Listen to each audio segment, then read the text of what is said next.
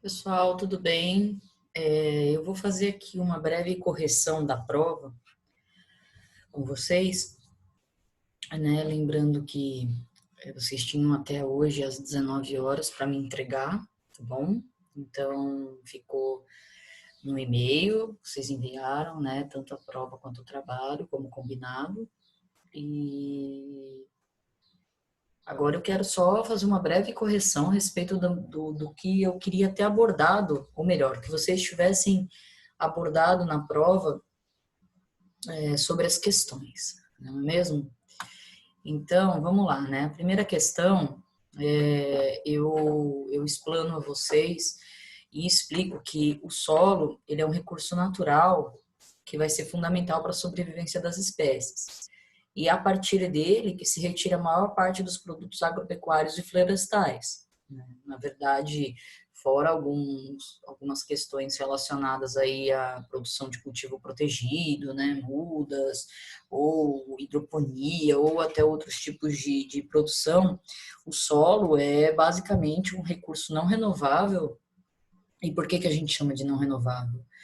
Porque ele demora milhões e milhões de anos para ser formado, né? Da mesma forma, o petróleo, né? O petróleo, por mais que ele seja formado a partir de anos e de matéria orgânica, ele é não renovável, porque a gente, por exemplo, estamos aqui agora na nossa geração, nas nossas fases, e não veremos um solo ser formado, né? Porque ele demora muito tempo. Então, com base nessa informação, eu pedi para vocês apresentarem os dois tipos de erosão que poderão ocorrer e diferenciá-las.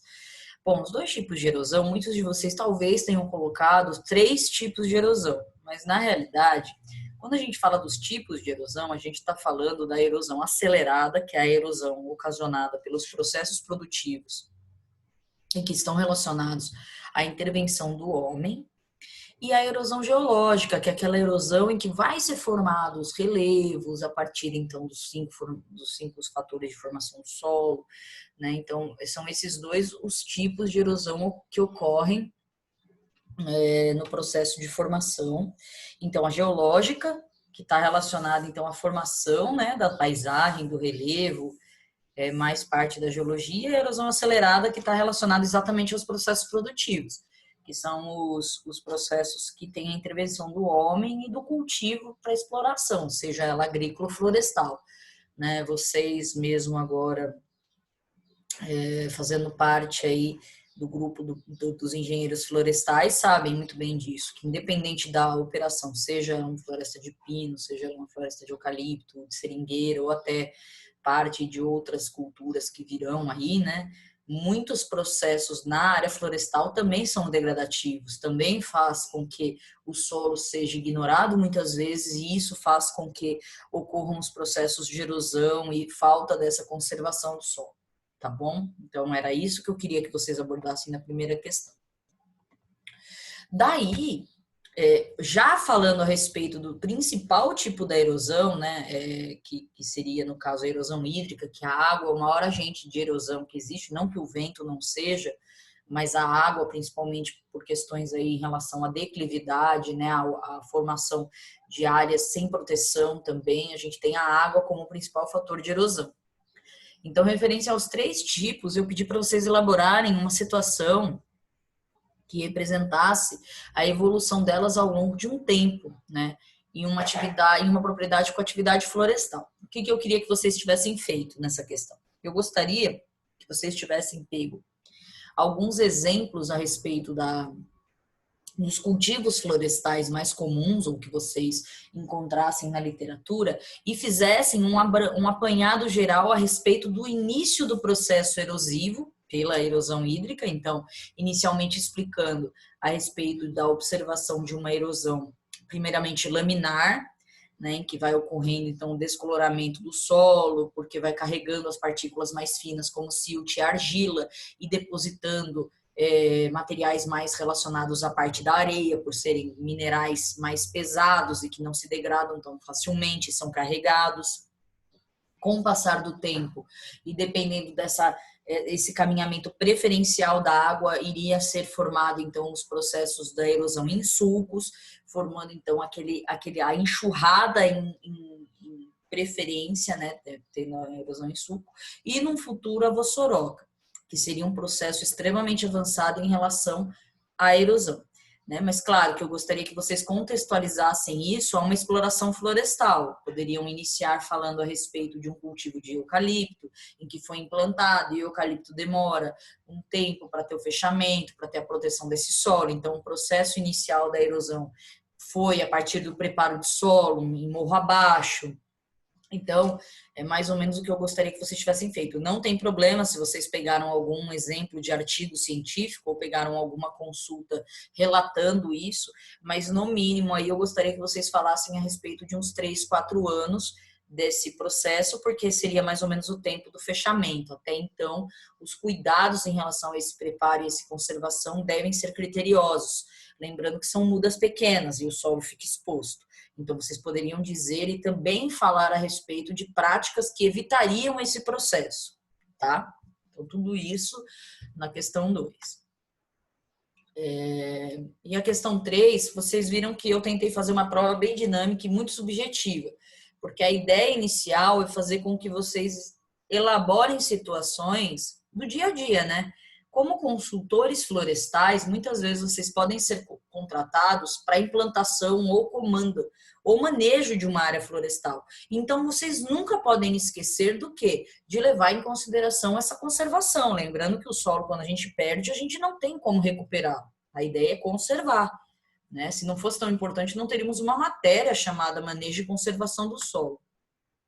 Então, a ideia é vocês, como consultores, além do treinamento e da consultoria a respeito de como manejar e preservar esse solo, a terceira questão está relacionada a vocês levarem uma situação como se vocês estivessem indo fazer uma palestra, fosse para os trabalhadores rurais na implantação de uma lavoura, seja elas para algum produtor, né, da área florestal, ou até mesmo para cooperativas que trabalham, ou grandes grupos que trabalham, para vocês levarem a importância e venderem essa ideia da proteção.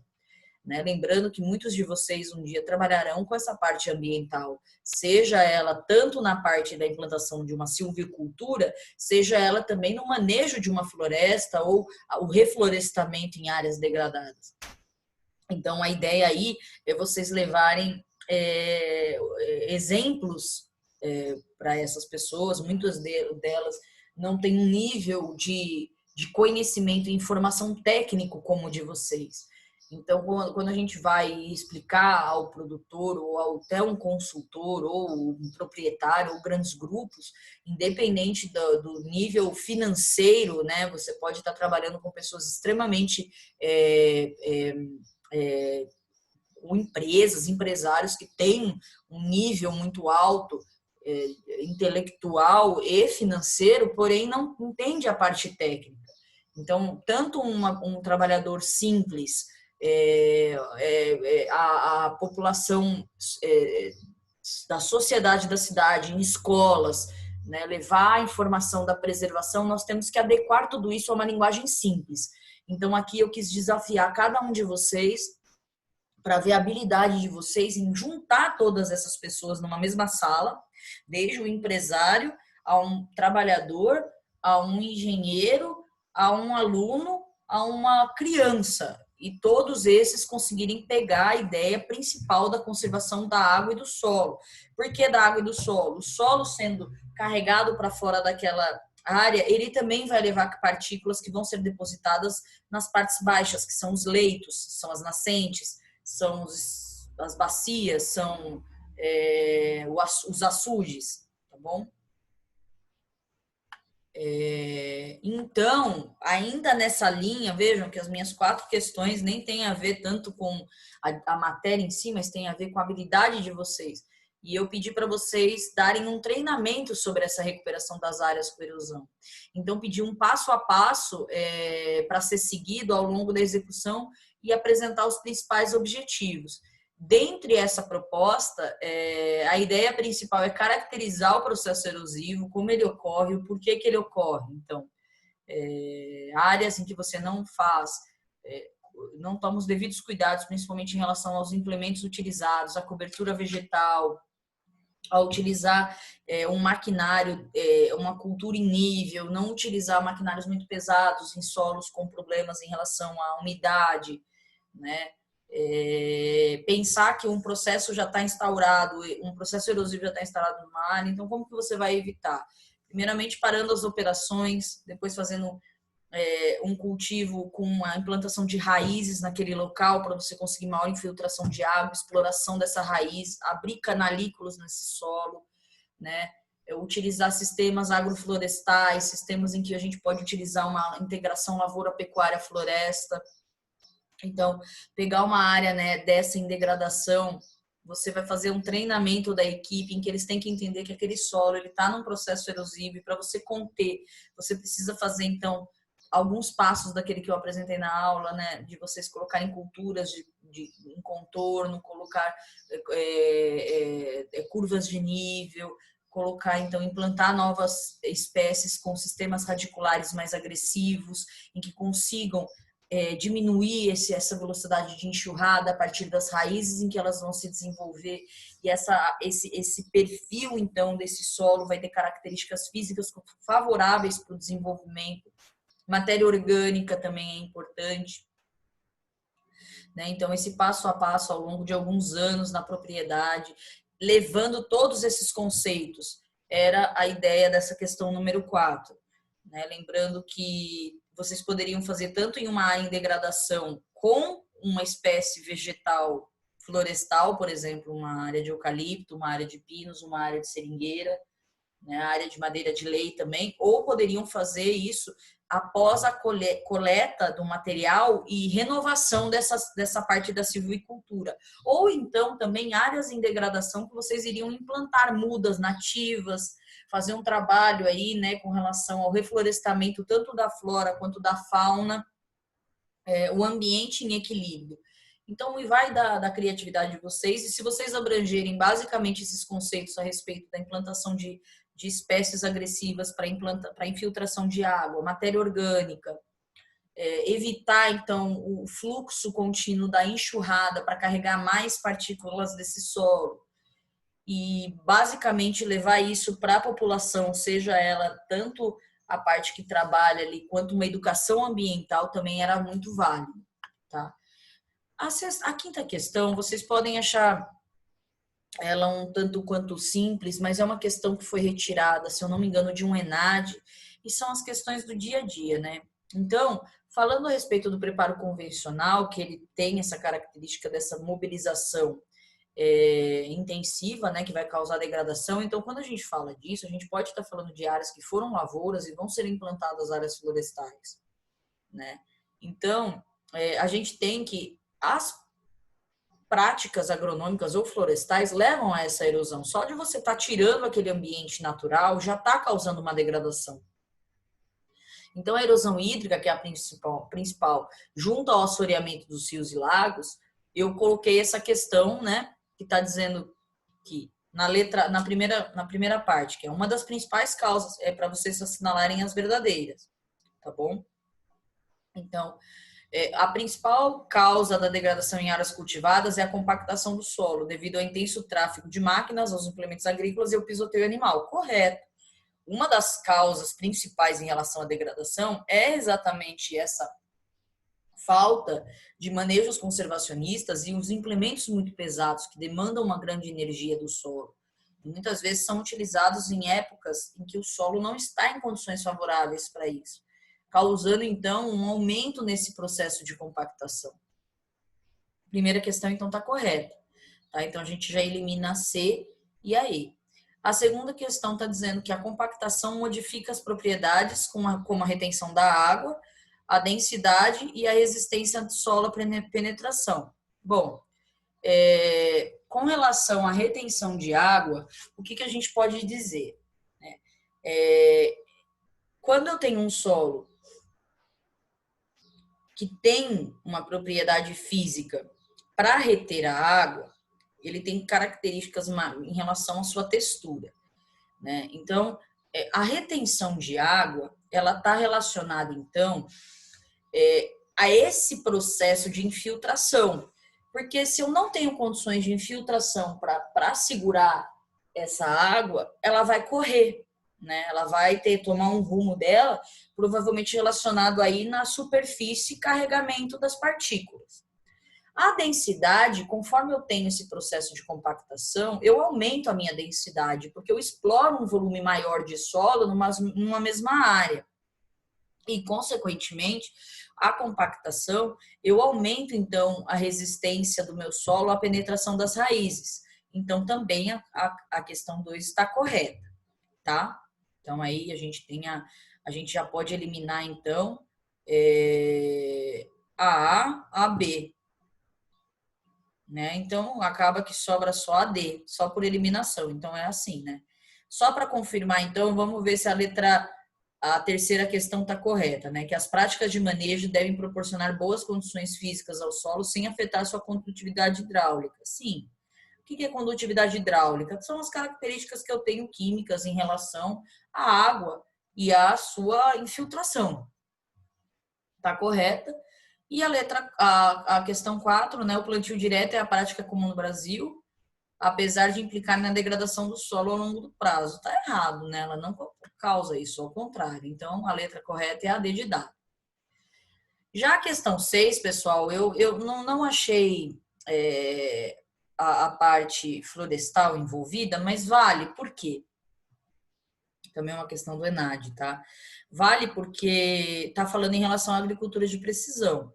Então, eu quis trazer isso para mostrar para vocês que muitas vezes existem tabus a serem quebrados. A agricultura de precisão, ela veio para auxiliar. Obviamente que ela tem suas vantagens e desvantagens, e é isso que eu queria trazer para vocês nessa questão.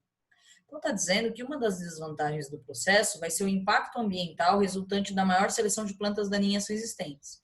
Bom, até onde se sabe, essa é uma questão que não está inserida dentro da agricultura de precisão, porque a partir do momento em que nós fazemos a adoção de práticas como agricultura de precisão relacionadas aí à entrada num manejo com maior consciência, a gente tenta evitar esse tipo de resistência integrando essas práticas, esse manejo, né?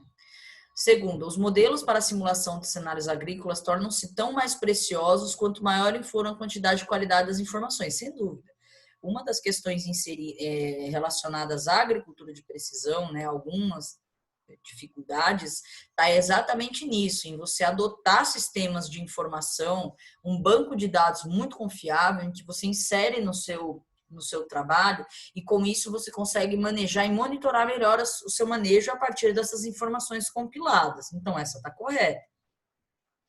A terceira, que as técnicas de modelagem tornam-se cada vez mais dependentes do uso da alta tecnologia, tanto no campo como na interpretação dos resultados.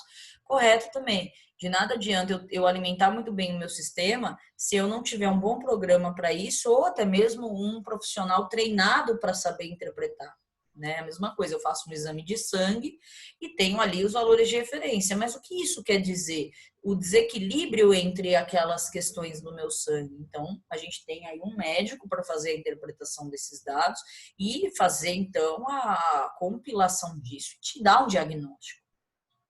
E a quarta questão é que está dizendo que a adoção da técnica vai elevar o custo de manutenção de máquinas em função do seu uso mais intensivo. Não é correto. Porque se eu utilizo informações relacionadas a casos pontuais, eu diminuo. Então, as corretas é a 2 e a 3. Tá joia? A letra D também. Pessoal, eu espero que vocês tenham conseguido fazer a prova de uma forma tranquila. Eu tentei levar situações do dia a dia para vocês, né? Nada de decoreba, para vocês elaborarem situações e conseguirem, então, absorver os principais pontos relacionados a essa primeira parte da disciplina e da importância, então, do conhecimento e levar essa extensão para os produtores, consultores, empresários, de que não é considerado algo em segundo plano, mas é o início de um manejo de solo. Lembrando que depois de instaurada a nossa cultura, fica muito difícil de controlar e planejar, tá bom? Então, eu agradeço a atenção de todos vocês, desejo a todos um bom retorno ao segundo bimestre agora, a gente vai poder fazer uma aula prática, nos reunirmos e poder fazer aí uma revisão em relação a alguns conceitos, e eu agradeço a atenção de todos.